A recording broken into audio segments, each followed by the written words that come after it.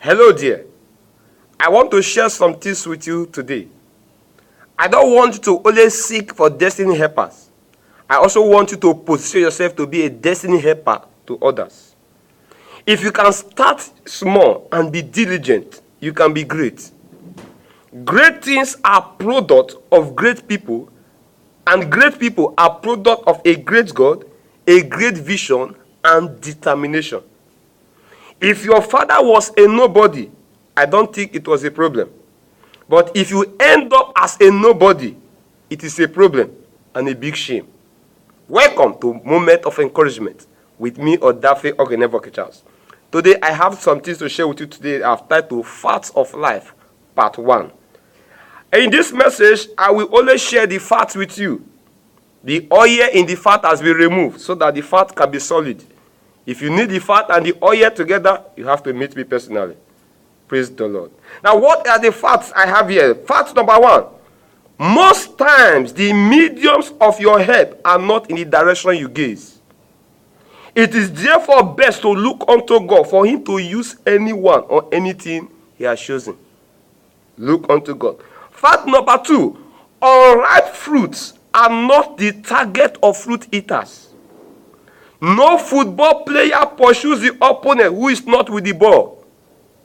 This implies that the attack you are facing now are signals that you have what is needed. Fact number 3. The devil will not overlook if you are doing what will have negative effects on him and his kingdom. If you are sure of a thing, don't allow opposition. Don't allow resistance to stop you. Fact number 4. Your family background should not be a reason for your back to be on the ground. Break that limit and set the pace for others. Fact number 5 says, the biggest limitation of greatness in a life is a caged mind. Don't allow your age, your size, and other factors around your life to keep you on the floor. Now, let me share a simple testimony with you.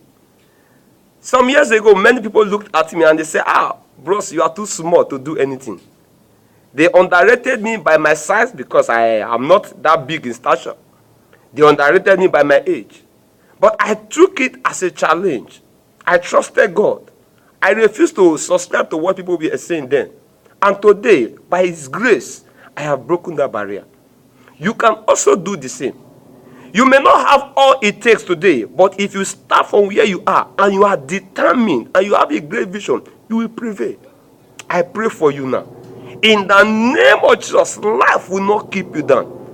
The opinion of people will not arrest your destiny. In the name of Jesus, move forward in life and be the best of God.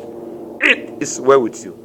Thank you, beloved, for being with me in Moment of Encouragement today. I remain Odafe Ogenevoke Charles. Bye for now.